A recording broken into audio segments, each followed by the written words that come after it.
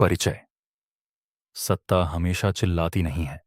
वह अक्सर चुपचाप कमरे में मौजूद रहती है, बिना एक शब्द बोले अपना प्रभाव छोड़ जाती है। जब दो लोग किसी कमरे में प्रवेश करते हैं, तो असली ताकतवर व्यक्ति का पता उसकी आवाज से नहीं, बल्कि उसके खड़े होने के तरीके से, उसकी नजरों की स्थिरता से और उसके इशारों की गति से चलता है। यह किताब आपको उस मौन भाषा से परिचित कराएगी, जिसे दुनिया के सबसे प्रभावशाली लोग बिना सीखे हुए भी बोलते हैं। हम समझेंगे कि शरीर की भाषा, समय का प्रयोग, चुप्पी की कला और स्थान का नियंत्रण कैसे सत्ता की नींव बनाते हैं। हर अध्याय आपको एक नई परत दिखाएगा, जो आपको यह सिखाएगी कि बिना आक्रामक हुए, बिना ऊंची आवाज में बोले, आप कैसे अपनी उपस्थिति को इतना मजबूत बना सकते हैं कि कमरे में हर कोई उसे महसूस करे। चलिए, इस मौन यात्रा की शुरुआत करते हैं, पहले अध्याय से, जहां हम जानेंगे कि शरीर खुद कैसे एक संदेश बन जाता है। अध्याय 1, शरीर जो बोलता है। जब कोई व्यक्ति किसी कमरे में प्रवेश करता है, तो उसका शरीर पहले से ही एक कहानी सुना चुका होता है। इससे पहले कि वह अपना मुंह खोले, कंधों की सीधी रेखा, चलने की गति और सिर की स्थिति, यह सब मिलकर एक मौन घोषणा करते हैं कि यह व्यक्ति कौन है और वह स्वयं को किस स्तर पर देखता है। ताकतवर लोग जल्दी नहीं चलते। वे जानते हैं कि समय उनका है, इसलिए उनकी चाल में एक धीमापन होता है, जो आत्मविश्वास का प्रतीक बनता है। इसके विपरीत, जो व्यक्ति असुरक्षित होता है, वह अक्सर तेजी से चलता है, जैसे वह किसी से बचना चाहता हो या किसी का ध्यान आकर्षित किए बिना निकल जाना चाहता हो। यह अंतर इतना सूक्ष्म होता है कि अधिकतर लोग इसे शब्दों में नहीं समझा पाते। फिर भी वे इसे महसूस कर लेते हैं और उसी आधार पर किसी व्यक्ति के बारे में अपनी राय बना लेते हैं। हाथों की स्थिति भी इस मौन भाषा का एक महत्वपूर्ण हिस्सा है। जब हाथ खुले और दृश्य होते हैं, तो वे विश्वास और पारदर्शिता का संकेत देते हैं। लेकिन जब वे जेबों में छिपे होते हैं या शरीर के पीछे रखे जाते हैं, तो वे एक रहस्यमयी दूरी पैदा करते हैं, जिसे कुछ लोग शक्ति के रूप में पढ़ते हैं और कुछ लोग असुरक्षा के रूप में। यह इस बात पर निर्भर करता है कि बाकी शरीर की भाषा इस संकेत के साथ मेल खाती है या नहीं। आंखों का संपर्क भी एक निर्णायक तत्व है, क्योंकि जो व्यक्ति अपनी नजरें झुकाए बिना दूसरे की आंखों में देख सकता है, वह स्वाभाविक रूप से अधिक नियंत्रण में दिखाई देता है। परंतु यहां एक सूक्ष्म रेखा है, क्योंकि अत्यधिक और लगातार आंखों का संपर्क आक्रामकता की तरह भी महसूस हो सकता है। इसलिए वास्तविक रूप से प्रभावशाली लोग आंखों के संपर्क और विश्राम के बीच एक स्वाभाविक संतुलन बनाते हैं। बैठने का तरीका भी कम महत्वपूर्ण नहीं है। जो व्यक्ति कुर्सी पर पीछे की ओर झुककर खुले स्थान का उपयोग करते हुए बैठता है, वह यह संदेश देता है कि वह उस स्थान का स्वामी है, जबकि जो व्यक्ति सिकुड़कर छोटा होकर बैठता है, वह अनजाने में ही अपनी उपस्थिति को कम कर देता है। यह सब इशारे इतने सूक्ष्म होते हैं कि इन्हें सिखाने वाला कोई स्कूल नहीं होता। फिर भी यह हमारे सामाजिक जीवन के हर कोने में काम करते रहते हैं। हर मीटिंग में, हर पारिवारिक मिलन में और हर पहली मुलाकात में। स्पर्श की भाषा भी इस मौन संवाद का एक हिस्सा है, और यह सबसे जटिल भागों में से एक है। एक हल्का हाथ मिलाना, जिसमें दृढ़ता हो लेकिन आक्रामकता न हो, विश्वास का निर्माण करता है, जबकि एक कमजोर या अत्यधिक लंबा हाथ मिलाना अनिश्चितता या अत्यधिक उत्सुकता का संकेत दे सकता है। जो व्यक्ति किसी की पीठ पर हाथ रखकर बात करता है, वह अनजाने में ही अपनी श्रेष्ठता की स्थिति का दावा कर रहा होता है, क्योंकि यह क्रिया केवल वही कर सकता है जो स्वयं को उस स्थान में अधिकार संपन्न मानता है। यह सब बातें इतनी गहराई से हमारे सामाजिक ढांचे में बुनी गई हैं कि हम इन्हें अक्सर नोटिस ही नहीं करते। फिर भी हमारा मन हर पल इनका विश्लेषण करता रहता है, और उसी आधार पर हम यह तय करते हैं कि किसके सामने हमें सहज होना है और किसके सामने सतर्क रहना है। इस अध्याय का सार ये है कि शरीर कभी चुप नहीं रहता। वह हमेशा कुछ न कुछ कह रहा होता है। और जो व्यक्ति इस भाषा को पढ़ना सीख लेता है, वह दूसरों से एक कदम आगे चलता है, यह जानते हुए कि सामने वाला व्यक्ति वास्तव में क्या महसूस कर रहा है, चाहे उसके शब्द कुछ भी कहें। आगे बढ़ते हुए अब हम समझेंगे कि चुप्पी किस तरह से शब्दों से भी अधिक शक्तिशाली हथियार बन सकती है और कैसे इसका सही उपयोग किसी भी बातचीत की दिशा को पूरी तरह बदल सकता है। अध्याय 2। चुप्पी का हथियार। अधिकतर लोग चुप्पी से डरते हैं। वे इसे एक खाली स्थान मानते हैं जिसे जल्द से जल्द शब्दों से भर देना चाहिए। परंतु जो लोग वास्तव में मौन की शक्ति को समझते हैं, वे जानते हैं कि यह खालीपन नहीं, बल्कि एक अवसर है। जब कोई व्यक्ति किसी प्रश्न का उत्तर देने से पहले कुछ क्षण रुकता है, तो यह रुकाव यह संकेत देता है कि वह अपने शब्दों को सावधानी से चुन रहा है, न कि घबराहट में बोल रहा है। इसके विपरीत जो व्यक्ति बिना सोचे तुरंत उत्तर देने के लिए दौड़ पड़ता है, वह अनजाने में ही यह दिखा देता है कि वह दूसरे की स्वीकृति के लिए कितना उत्सुक है।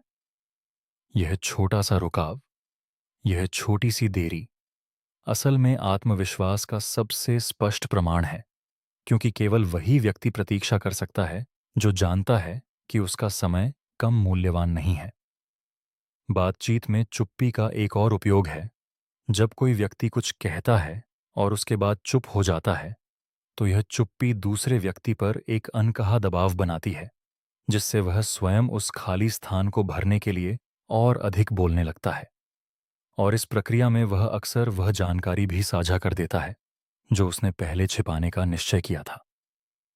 बड़े वार्ताकार और कुशल साक्षात्कारकर्ता इस तकनीक का उपयोग बहुत सूक्ष्मता से करते हैं। वे जानते हैं कि सबसे शक्तिशाली प्रश्न वह नहीं है जो वे पूछते हैं, बल्कि वह चुप्पी है जो वे प्रश्न के बाद बनाए रखते हैं। मौन का एक और रूप है। जब कोई व्यक्ति किसी आलोचना या आक्रमण पर प्रतिक्रिया नहीं देता, यह चुप्पी कमजोरी नहीं, बल्कि नियंत्रण का सबसे ऊंचा रूप होती है। क्योंकि जो व्यक्ति हर आरोप का उत्तर देने के लिए दौड़ता है, वह यह स्वीकार कर लेता है कि वह आरोप उसे प्रभावित करता है। परंतु जो व्यक्ति शांत रहता है, बिना किसी हलचल के, वह यह संदेश देता है कि वह आरोप उसकी सीमा तक पहुंचने में असफल रहा। यही कारण है कि बड़े नेता और प्रभावशाली व्यक्ति अक्सर छोटी आलोचनाओं को नजरअंदाज कर देते हैं, क्योंकि वे जानते हैं कि एक तीव्र प्रतिक्रिया उस आलोचना को और अधिक महत्व दे देगी, जबकि मौन उसे स्वयं ही समाप्त कर देता है। सामाजिक परिस्थितियों में भी मौन एक अद्भुत उपकरण है। जब कोई समूह बातचीत में लगा होता है और एक व्यक्ति चुप रहता है, तो स्वाभाविक रूप से बाकी लोगों का ध्यान उस चुप व्यक्ति की ओर जाता है। वे सोचने लगते हैं कि वह क्या सोच रहा है, और यह जिज्ञासा अनजाने में ही उस मौन व्यक्ति को अधिक महत्व दे देती है। यह विरोधाभास है, परंतु सत्य है कि जो व्यक्ति कम बोलता है, उसके शब्दों का वजन अधिक होता है, क्योंकि दुर्लभता हमेशा मूल्य बढ़ाती है, चाहे वह शब्द हों या वस्तुएं। मौन का उपयोग सीमाएं स्थापित करने में भी होता है। जब कोई व्यक्ति किसी अनुचित प्रश्न का उत्तर नहीं देता और केवल मुस्कुराकर आगे बढ़ जाता है, तो वह बिना किसी टकराव के यह स्पष्ट कर देता है कि वह प्रश्न उसकी सीमा के बाहर है। यह तकनीक उन लोगों के लिए विशेष रूप से उपयोगी है जो टकराव से बचना चाहते हैं, परंतु फिर भी अपनी गरिमा बनाए रखना चाहते हैं। इसके अतिरिक्त मौन का एक गहरा मनोवैज्ञानिक प्रभाव यह भी है कि यह दूसरे व्यक्ति को आत्मनिरीक्षण करने के लिए मजबूर करता है। जब हम किसी की बात पर तुरंत प्रतिक्रिया नहीं देते, तो वह व्यक्ति स्वयं अपने शब्दों पर पुनर्विचार करने लगता है, और कई बार वह स्वयं ही अपनी बात को संशोधित कर देता है, बिना हमें कुछ कहे। यह मौन की सबसे सूक्ष्म परंतु सबसे प्रभावशाली शक्ति है कि यह दूसरों को उनके स्वयं के विचारों के साथ अकेला छोड़ देता है, और अक्सर वह अकेलापन ही सबसे बड़ा शिक्षक बन जाता है। अब हम आगे बढ़ते हैं उस अध्याय की ओर जहां हम समझेंगे कि समय का नियंत्रण किस तरह से सत्ता की एक अदृश्य भाषा बन जाता है। अध्याय 3, समय की राजनीति। समय वह मुद्रा है जिसे हर कोई उपयोग करता है, परंतु बहुत कम लोग इसकी राजनीतिक शक्ति को समझते हैं। जब कोई व्यक्ति किसी मीटिंग में देर से पहुंचता है, तो यह केवल असावधानी नहीं है, बल्कि कई बार यह एक अनकहा संदेश है जो यह दर्शाता है कि उसका समय दूसरों के समय से अधिक मूल्यवान है। इसके विपरीत, जो व्यक्ति हमेशा समय से पहले पहुंचता है और प्रतीक्षा करता है, वह अनजाने में ही यह स्वीकार कर लेता है कि वह दूसरे के समय का सम्मान अधिक करता है, जो कई बार एक निम्न स्थिति का संकेत बन जाता है। यह कोई नैतिक नियम नहीं है, बल्कि एक सामाजिक वास्तविकता है जिसे शक्ति की भाषा में पढ़ा जाता है। बड़े नेता और प्रभावशाली व्यक्ति अक्सर यह जानते हैं कि उनकी प्रतीक्षा करने के लिए लोग तैयार रहते हैं, इसलिए वे अपने समय का उपयोग एक रणनीतिक उपकरण के रूप में करते हैं, न कि केवल एक घड़ी की सुई के रूप में। प्रतीक्षा कराने की यह कला यदि अत्यधिक उपयोग की जाए तो यह अहंकार और अनादर का रूप ले लेती है, परंतु यदि इसे संतुलन के साथ उपयोग किया जाए तो यह आत्मविश्वास और महत्व का संकेत बन जाती है। इसी तरह यह भी महत्वपूर्ण है कि कोई व्यक्ति किसी बातचीत को कब समाप्त करता है। जो व्यक्ति बातचीत को अपनी इच्छा से समाप्त कर सकता है, इससे पहले कि दूसरा व्यक्ति समाप्त करना चाहे, वह उस बातचीत में अधिक नियंत्रण रखता प्रतीत होता है। इसके विपरीत, जो व्यक्ति हमेशा दूसरे की प्रतीक्षा करता है कि वह कब बातचीत समाप्त करे, वह अनजाने में ही अपनी शक्ति की स्थिति को कमजोर कर देता है। समय का एक और महत्वपूर्ण पहलू है प्रतिक्रिया देने की गति। जो व्यक्ति किसी संदेश का उत्तर तुरंत देता है, वह यह संकेत देता है कि वह उपलब्ध है, और कई बार यह उपलब्धता दूसरे की दृष्टि में उसका मूल्य कम कर देती है। इसके विपरीत, जो व्यक्ति अपने उत्तर में थोड़ी देरी करता है, वह यह संदेश देता है कि उसके पास अन्य महत्वपूर्ण कार्य हैं, और यह विलंब, यदि अत्यधिक न हो, तो एक प्रकार की मूल्य वृद्धि का कार्य करता है। संगठनों और व्यवसायों में भी समय की यह राजनीति स्पष्ट रूप से दिखाई देती है। जो व्यक्ति किसी मीटिंग को बुलाने का अधिकार रखता है, वह वास्तव में उस मीटिंग की दिशा और एजेंडा को नियंत्रित करता है, और यह नियंत्रण ही असली शक्ति है, चाहे पदवी कुछ भी हो। इसी तरह, जो व्यक्ति किसी चर्चा में सबसे अंत में बोलता है, वह अक्सर सबसे अधिक प्रभाव छोड़ता है, क्योंकि मानव मस्तिष्क हाल की जानकारी को अधिक स्पष्टता से याद रखता है। इसलिए कुशल वार्ताकार जानबूझकर अपनी बात को अंत के लिए बचाकर रखते हैं, ताकि उनका संदेश सबसे ताजा और सबसे प्रभावशाली बना रहे। समय का धैर्य भी एक शक्तिशाली उपकरण है। जो व्यक्ति किसी निर्णय में जल्दी नहीं करता और आवश्यकतानुसार प्रतीक्षा कर सकता है, वह उस व्यक्ति की तुलना में अधिक शक्तिशाली प्रतीत होता है जो हर बात में तुरंत प्रतिक्रिया देने के लिए बाध्य महसूस करता है। यह धैर्य, यह संयम, यह दिखाता है कि व्यक्ति स्थिति पर दबाव में नहीं है, बल्कि स्थिति उस पर निर्भर है। अब हम आगे बढ़ते हैं उस विषय की ओर जहां हम समझेंगे कि भौतिक स्थान और दूरी किस तरह से सत्ता की एक मौन भाषा बनाते हैं। अध्याय 4, स्थान और दूरी का विज्ञान। हर इंसान के चारों ओर एक अदृश्य घेरा होता है जिसे व्यक्तिगत स्थान कहा जाता है, और इस घेरे का सम्मान करना या उसका उल्लंघन करना दोनों ही शक्ति के संदेश देते हैं। जब कोई व्यक्ति बिना अनुमति के किसी दूसरे के व्यक्तिगत स्थान में प्रवेश करता है, तो यह एक प्रकार का अदृश्य अधिकार जताना है, जो यह दर्शाता है कि वह व्यक्ति सामाजिक सीमाओं से ऊपर है, या कम से कम वह स्वयं को ऐसा मानता है।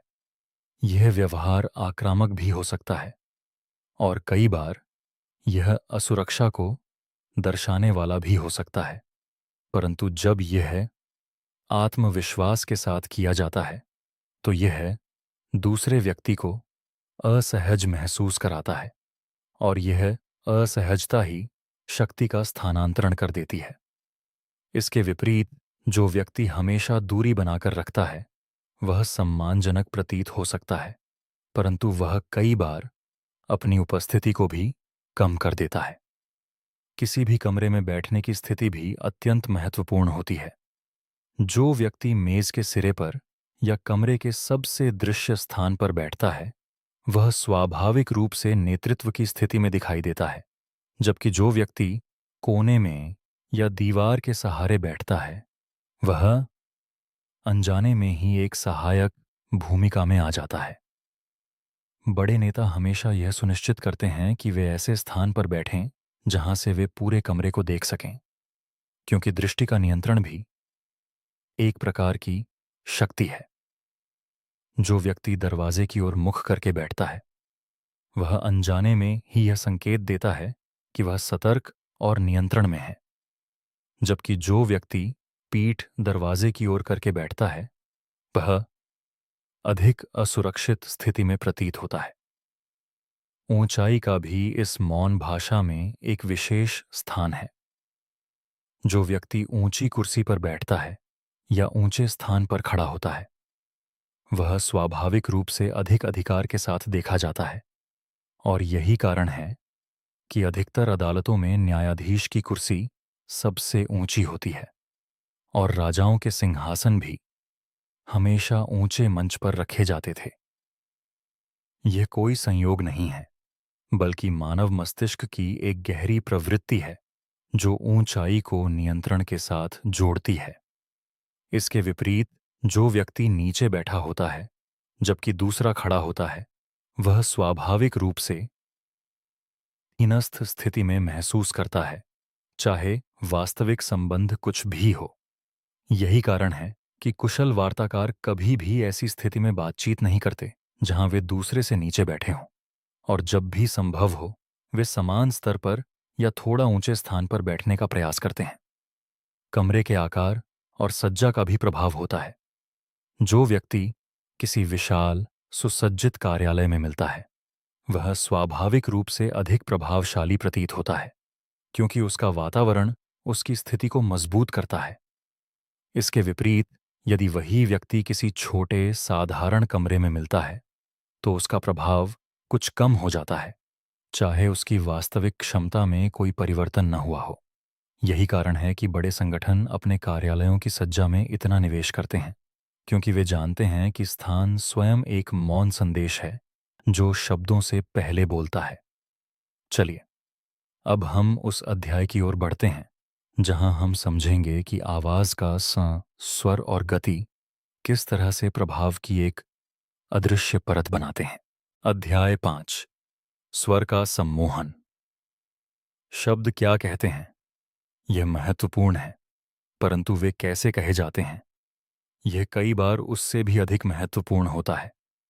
आवाज की गहराई, उसकी गति और उसमें मौजूद ठहराव, यह सब मिलकर एक ऐसा संदेश बनाते हैं जो शब्दों के अर्थ से परे जाकर सीधे श्रोता के अवचेतन मन पर प्रभाव डालता है।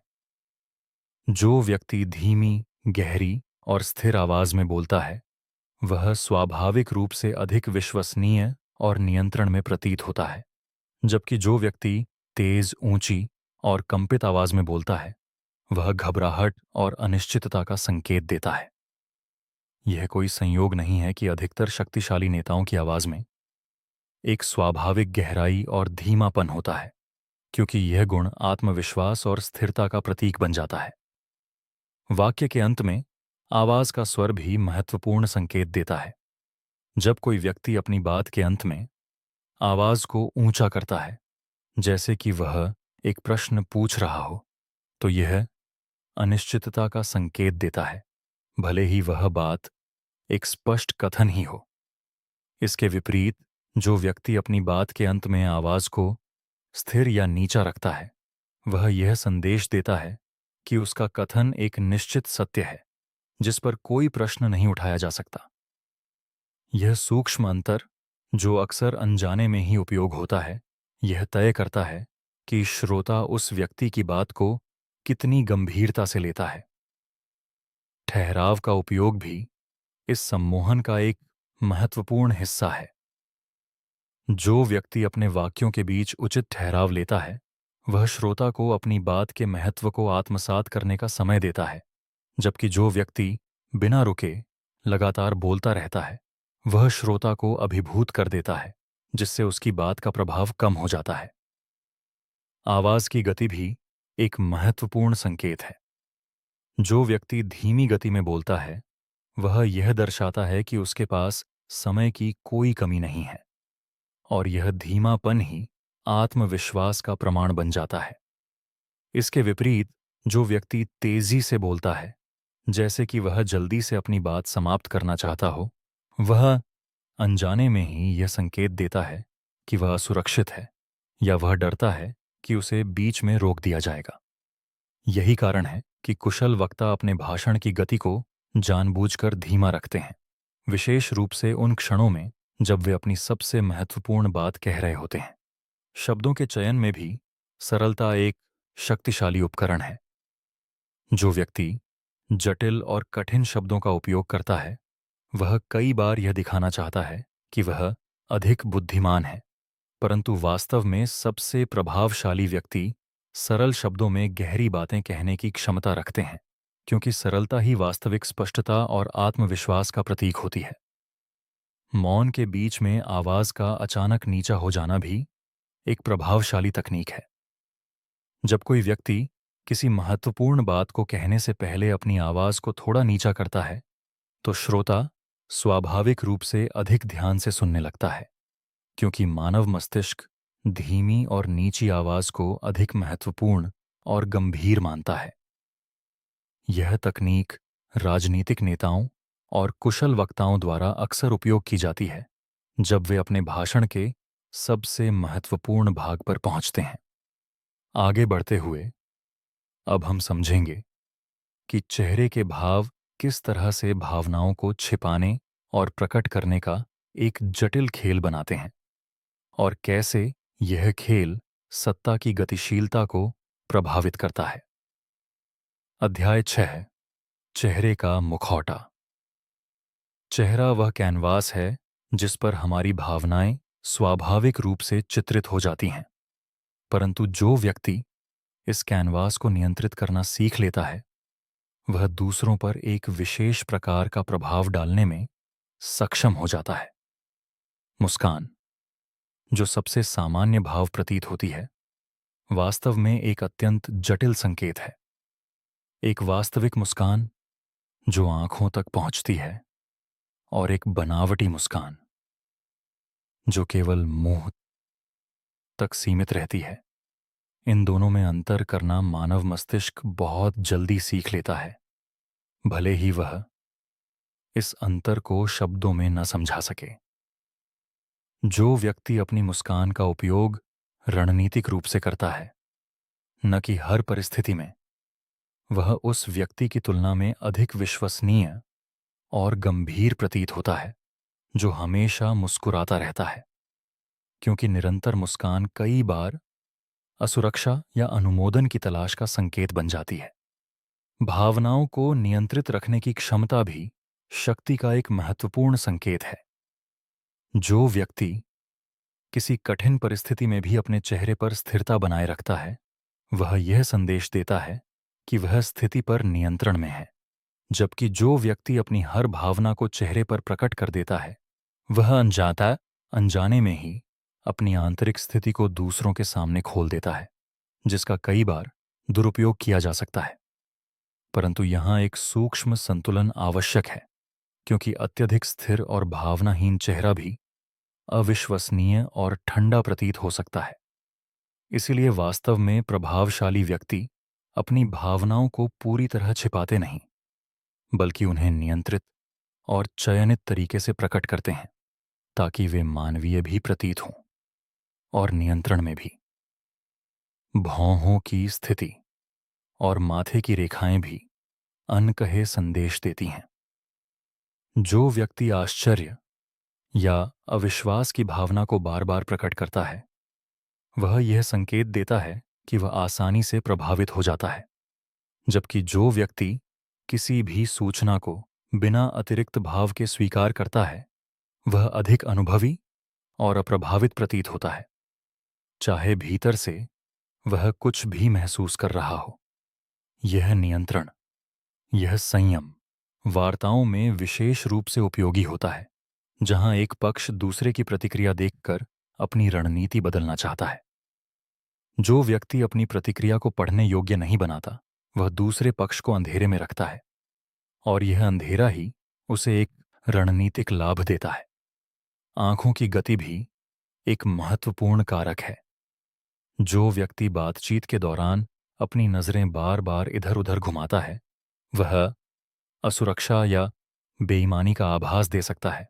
जबकि जो व्यक्ति स्थिर परंतु आरामदायक नजरों से देखता है, वह विश्वसनीयता का संकेत देता है। यह भी ध्यान देने योग्य है कि जब कोई व्यक्ति किसी गहरे विचार में डूबा होता है, तो वह स्वाभाविक रूप से अपनी नजरें ऊपर या दूर की ओर ले जाता है, और यह क्रिया वास्तविक चिंतन का प्रतीक है, न कि टालमटोल का। इन सूक्ष्म भावों को पढ़ना और स्वयं के भावों को नियंत्रित करना, यह दोनों ही कौशल मिलकर इस मौन भाषा की एक शक्तिशाली परत बनाते हैं।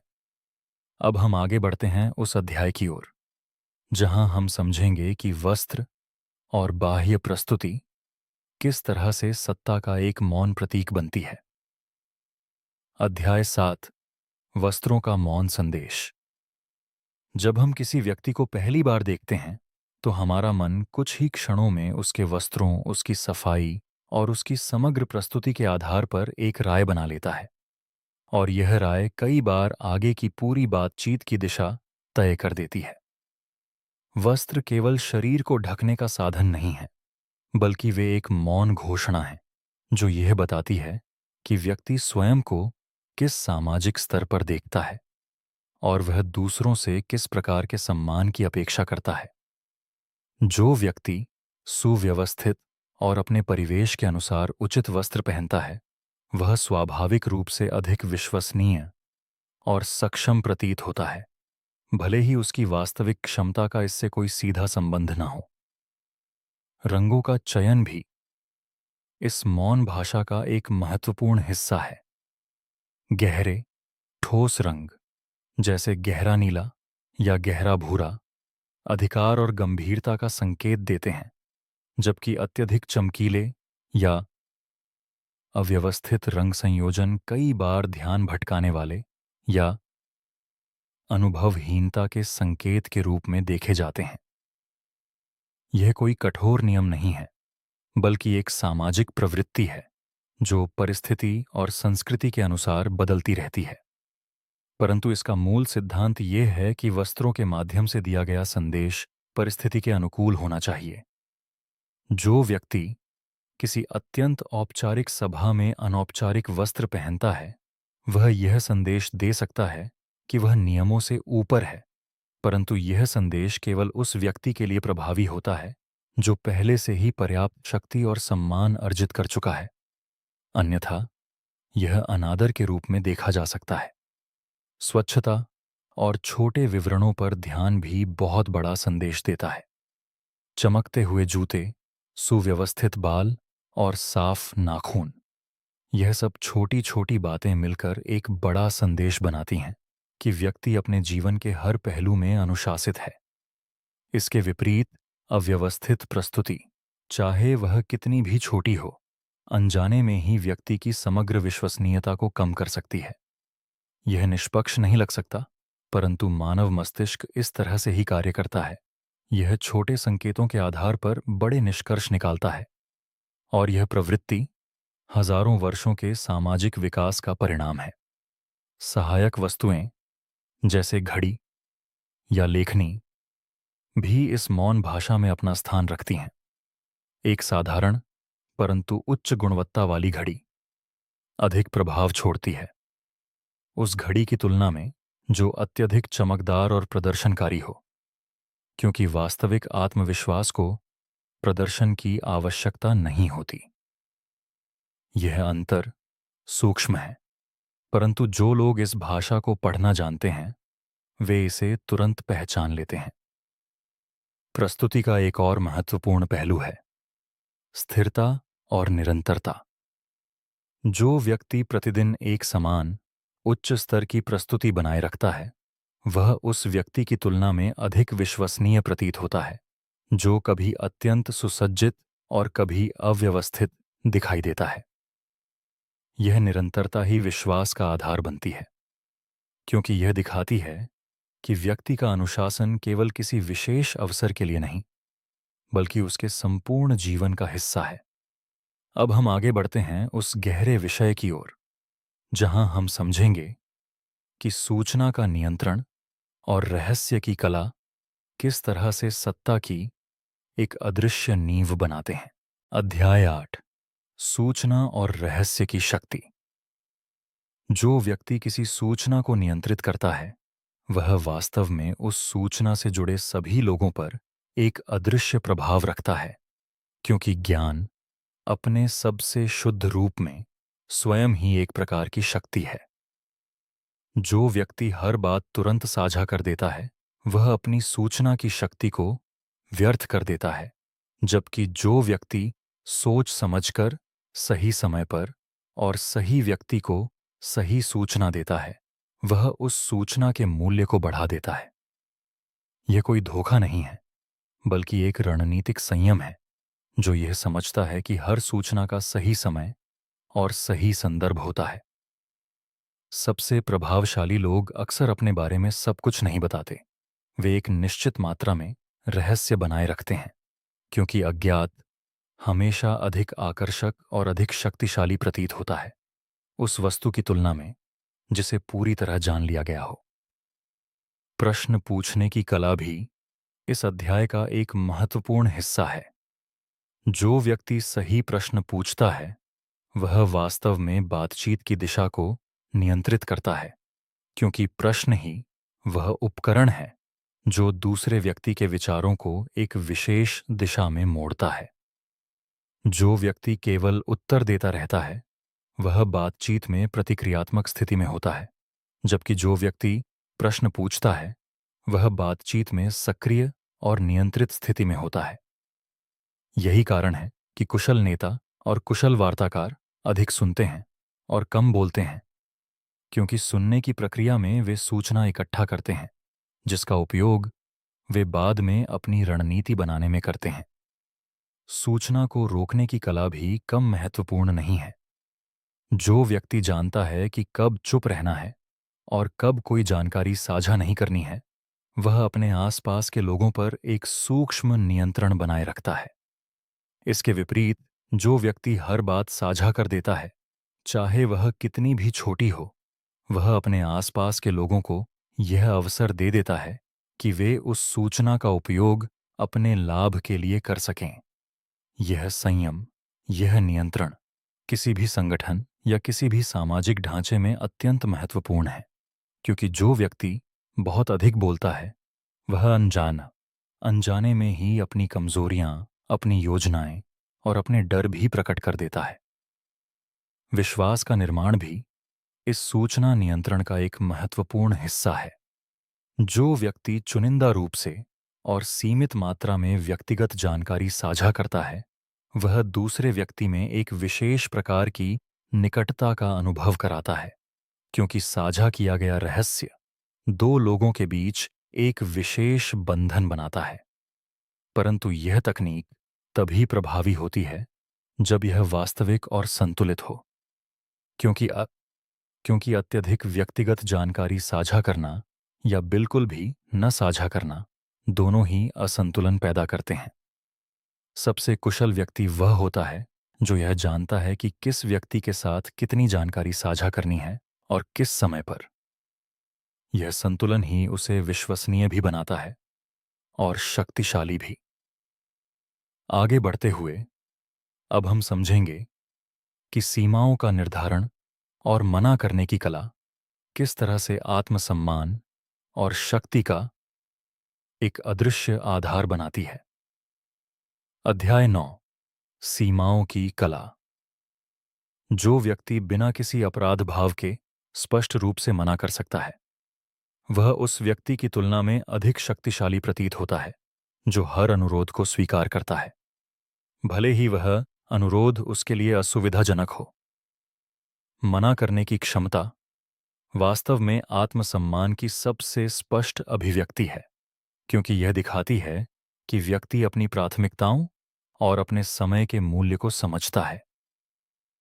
जो व्यक्ति हर बात के लिए हां कहता है, वह अनजाने में ही यह संदेश देता है कि उसकी अपनी कोई सीमा नहीं है, और जिस व्यक्ति की कोई सीमा नहीं होती, उसका सम्मान भी धीरे धीरे कम होने लगता है, क्योंकि मानव स्वभाव में जो सरलता से उपलब्ध है, उसे कम मूल्यवान माना जाने लगता है। सीमाओं को स्थापित करने की कला में सबसे महत्वपूर्ण तत्व है स्पष्टता, बिना आक्रामकता के। जो व्यक्ति अपनी सीमा को शांत, स्थिर स्वर में व्यक्त करता है, बिना क्रोध या अतिरिक्त स्पष्टीकरण के, वह उस व्यक्ति की तुलना में अधिक सम्मान प्राप्त करता है जो अपनी सीमा को क्रोध या अत्यधिक माफी के साथ व्यक्त करता है। अत्यधिक स्पष्टीकरण देना वास्तव में एक प्रकार की कमजोरी का संकेत है, क्योंकि यह दर्शाता है कि व्यक्ति को अपने निर्णय पर संदेह है और वह दूसरे की स्वीकृति की तलाश में है। इसके विपरीत, जो व्यक्ति बिना किसी अतिरिक्त स्पष्टीकरण के केवल अपनी सीमा बताता है, वह यह संदेश देता है कि उसका निर्णय अंतिम है और इस पर कोई बहस आवश्यक नहीं है। मना करने के बाद की चुप्पी भी अत्यंत महत्वपूर्ण है।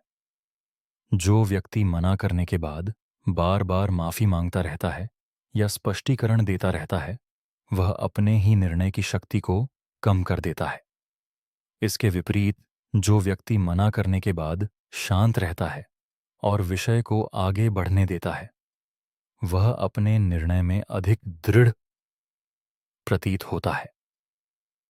यह सूक्ष्म अंतर सामाजिक संबंधों में बहुत बड़ा परिवर्तन ला सकता है, क्योंकि लोग अनजाने में ही उन व्यक्तियों का अधिक सम्मान करते हैं जो अपनी सीमाओं के बारे में स्पष्ट और स्थिर होते हैं। सीमाओं का एक और महत्वपूर्ण पहलू है असुविधा को सहन करने की क्षमता।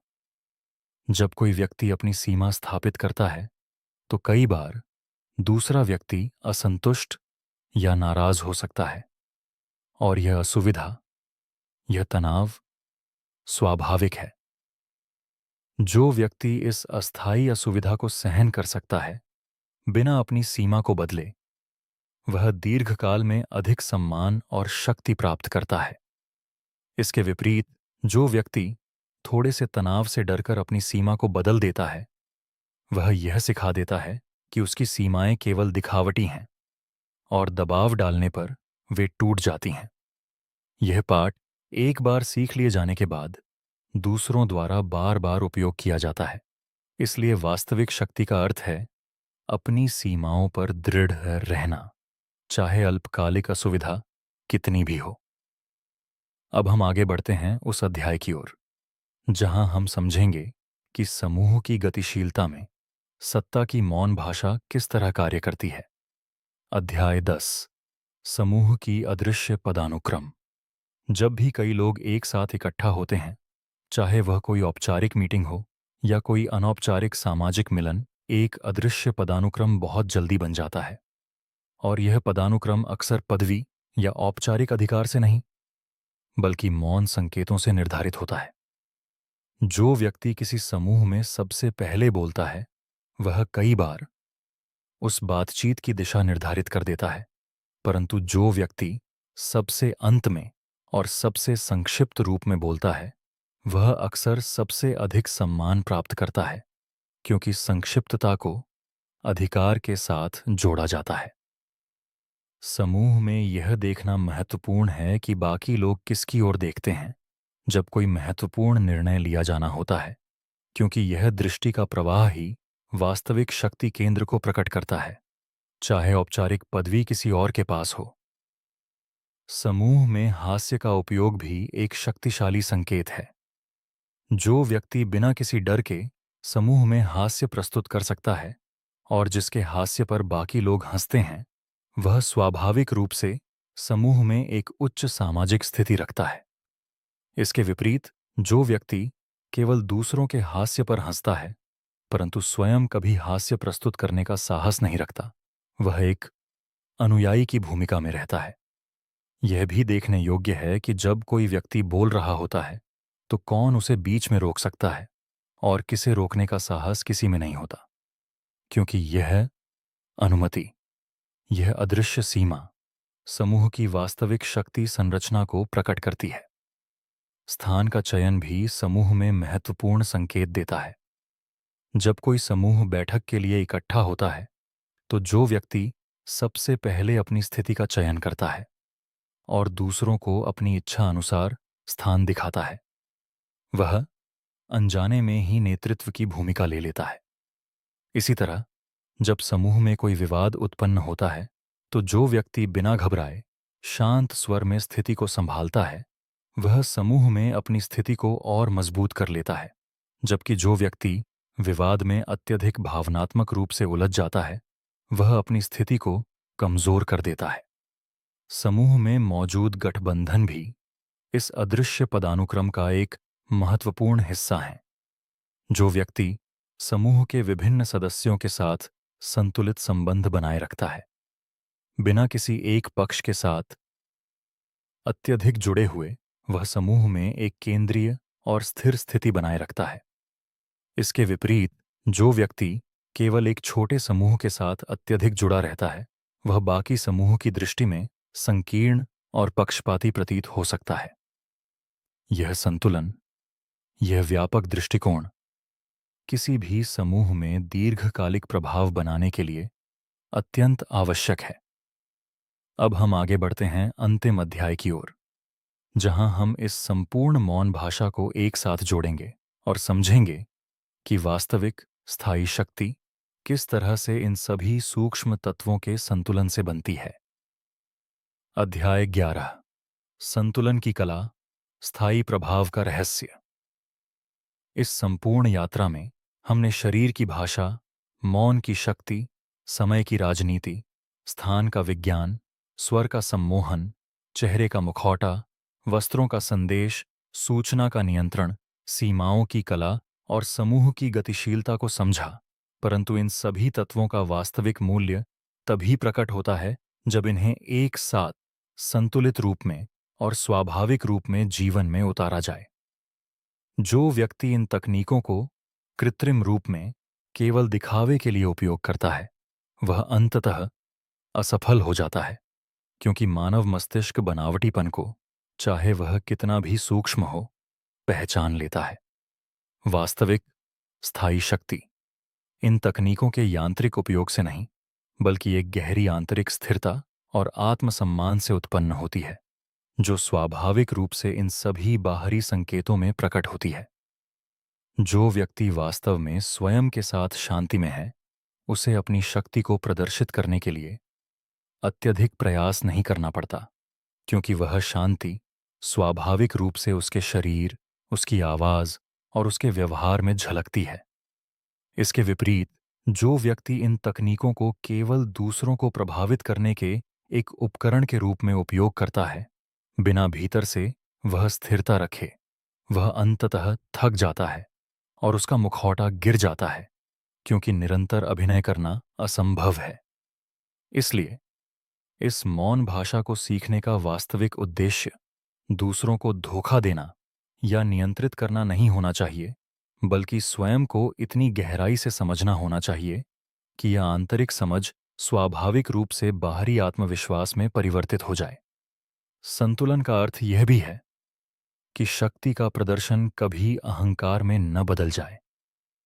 जो व्यक्ति इन तकनीकों का उपयोग दूसरों को नीचा दिखाने के लिए करता है, वह अल्पकालिक लाभ तो प्राप्त कर सकता है, परंतु दीर्घकाल में वह सम्मान खो देता है, क्योंकि वास्तविक सम्मान भय या दबाव से नहीं, बल्कि विश्वास और प्रशंसा से उत्पन्न होता है।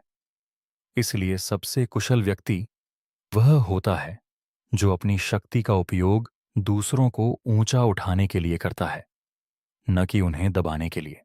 क्योंकि यह उदारता ही असली स्थायी प्रभाव की नींव बनाती है।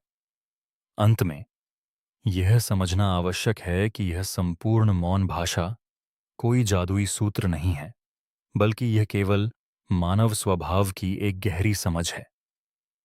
जो व्यक्ति धैर्य के साथ, निरंतर अभ्यास के साथ और आत्मनिरीक्षण के साथ इस भाषा को सीखता है, वह न केवल दूसरों को बेहतर समझने लगता है, बल्कि स्वयं को भी एक नई गहराई से देखने लगता है। यही इस संपूर्ण यात्रा का सबसे बड़ा उपहार है कि यह हमें केवल शक्तिशाली नहीं बनाती, बल्कि हमें अधिक जागरूक, अधिक संवेदनशील और अधिक मानवीय भी बनाती है। इसी समझ के साथ हम इस यात्रा को यहाँ विराम देते हैं, यह जानते हुए कि असली शक्ति शांत होती है, असली प्रभाव स्थिर होता है और असली सम्मान समय के साथ स्वयं ही अपनी जगह बना लेता है।